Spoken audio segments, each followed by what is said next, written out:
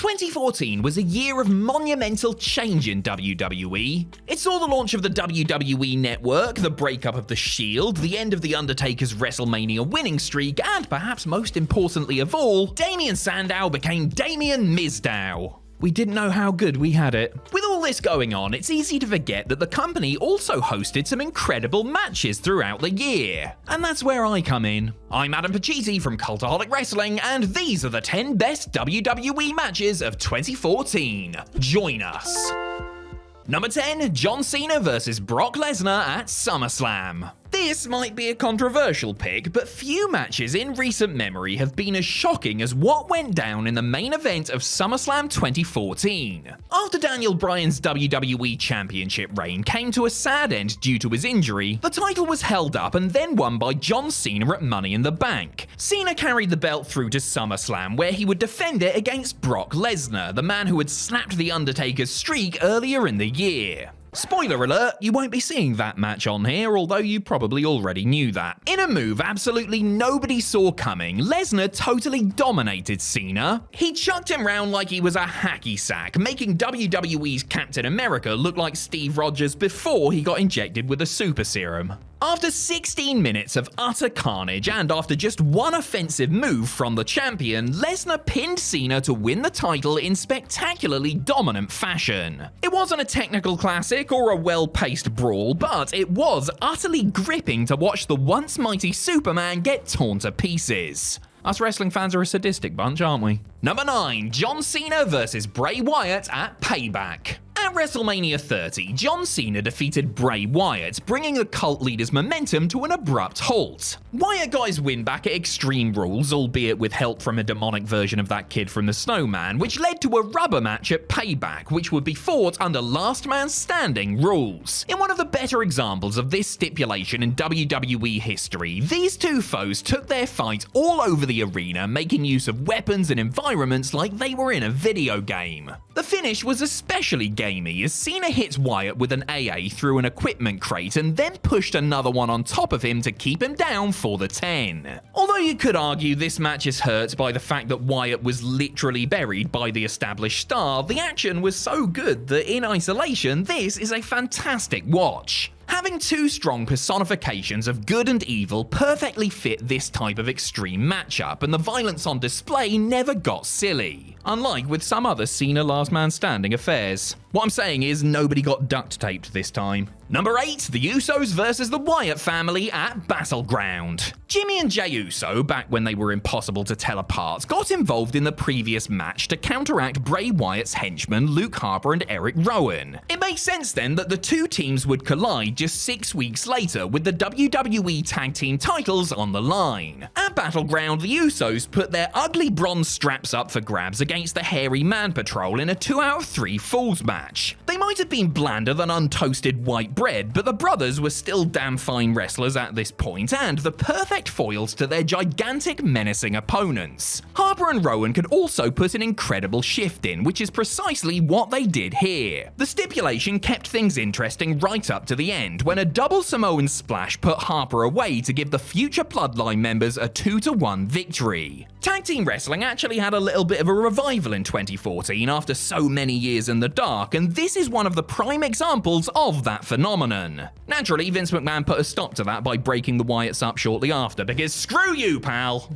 Number 7, the Money in the Bank ladder match at Money in the Bank. John Cena might have won the WWE Championship in a ladder match at the Money in the Bank pay-per-view, but there was still the actual briefcase to sort out as well. And because there was only one World Championship now, this year it was gold. Ooh, shiny. Competing for the gaudy lunchbox were Kofi Kingston, Jack Swagger, Dolph Ziggler, Rob Van Dam, and two men who had recently had a bit of a falling out, Dean Ambrose and Seth Rollins. The ex-Shield men formed the emotional core of the match as their constant brawling provided the perfect foundation for everything else. With With the exception of Swagger, everyone in this match was perfectly suited to the ladder-strewn environment. There were big moves out of the wazoo, including Rollins taking a nasty fall onto a ladder bridge, but that was all forgotten when the Destroyer of the Shield unhooked the briefcase to guarantee himself a future world title match. Because he was a little bastard at the time, Rollins won thanks to a massive assist from Kane, which only further cemented his new sniveling persona. Great spots, great story, great winner. Sounds like a pretty great match to me. Number 6, Daniel Bryan versus Bray Wyatt at Royal Rumble. Prior to getting involved with John Cena, Bray Wyatt spent time feuding with the man who, in many ways, defined WWE in 2014. Daniel Bryan had joined the Wyatt family after months of mental torture, only to break away from them in an all-time great moment on the January 13th episode of Monday Night Raw. This led to a match between the American Dragon and the Eater of Worlds at the Royal Rumble, and if you want an idea of just how popular Bryan was at this time, then just listen to the crowd during this one. The fans were desperate for D-Bry to win, getting behind his every move whilst also booing the fiendish fedora wearer. Wyatt and Bryan had incredible chemistry together, which was only elevated by a red-hot audience and a killer storyline. After 2 Sister Abigails, one inside the ring and one outside, Wyatt pinned the underdog hero for a disappointing result to a really stellar match. It's alright everyone, Bryan clearly lost here because WWE were planning on having him win the Rumble match later in the night.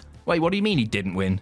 What do you mean he wasn't even in the match? Uh-oh. Number 5, The Shield versus Evolution at Extreme Rules. Like a bunch of dads trying to recapture their youth, Triple H, Randy Orton and Batista got the band back together by reforming Evolution, although they clearly misplaced Ric Flair's phone number. This new version of the group took on the newly babyface Shield in 2 pay-per-view matches, the first of which took place at Extreme Rules. 3 old guards versus the 3 fastest rising stars in pro wrestling. This was gonna be good. Ambrose, Rollins and Reigns showed up big time, matching the trio of veterans step for step and looking every bit as confident and powerful as the multi-time world champs. Ambrose took a wicked bump down some stairs, only for Rollins to outdo him with a wild dive off the balcony in the crowd. That's Seth, always showing off. Reigns ended up clattering Batista with a spear to give the win to the boys in black, a serious statement of intent from a team that hadn't even been together for 2 years. While some might prefer the chaotic nature of their rematch at Payback, this is the better bout in terms of structure, drama, and concise storytelling. Number 4, Daniel Bryan versus Triple H at WrestleMania 30. He might not have been in the Rumble, but thanks to a groundswell of fan support unlike anything WWE has seen before or since, the American Dragon found himself on the card at WrestleMania 30. To earn his shot at the world title later in the night, Bryan would first have to go through Triple H, who symbolised not only his kayfabe struggles against the Authority, but also his behind-the-scenes battle to get recognised by the top brass. This match is a great example of a very simple story told incredibly well, with a perfect cast of characters and setting. Bryan and Trips didn't do anything spectacular or dangerous here besides that gnarly tiger suplex because they didn't need to.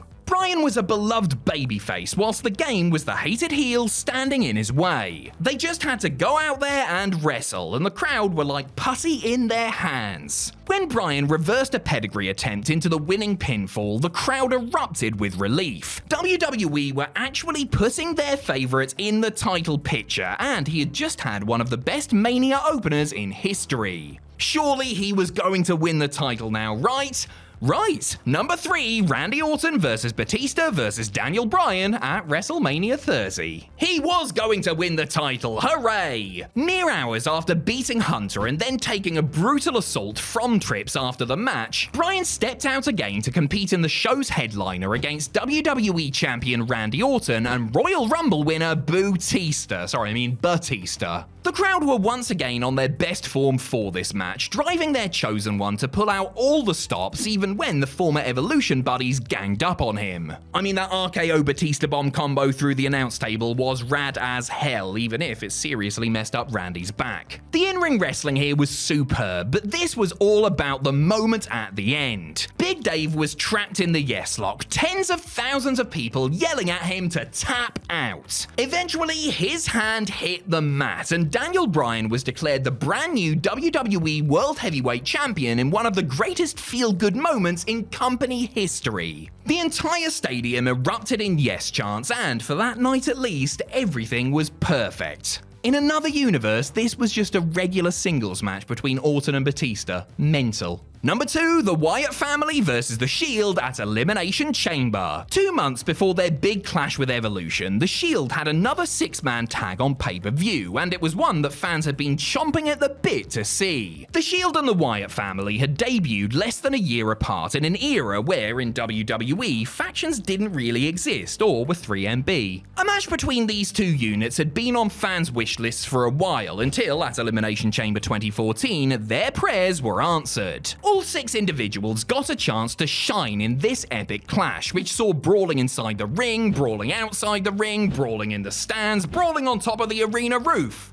One of those might have been a lie, but you get the general idea. In the end, Luke Harper took a spear from Reigns that was intended for his leader, brilliantly conveying the strength of the spell Bray had his minions under. This allowed Wyatt to hit his own finisher on the big dog to win the match. Did the Wyatt family win because they were better, or because Bray had brainwashed Harper? Doesn't really matter. Match rocked. Number 1, Team Cena versus Team Authority at Survivor Series. After years of putting up with the evil Authority and their manipulative ways, the good guys of WWE decided enough was enough. An elimination tag team match was made for Survivor Series between Team Goodies, John Cena, Dolph Ziggler, Eric Rowan, Big Show and Ryback, and Team Baddies, Seth Rollins, Kane, Mark Henry, Luke Harper, and Rusev. If the heroes won, then the Authority would be banished forever. If they lost, then they'd all get fired. Dun dun dun! Over the course of 43 minutes, this match unfolded like a Hollywood film. There were shock eliminations, near falls, and even a betrayal when Big Show switched sides halfway through. Should have seen that one coming. That's literally his entire gimmick.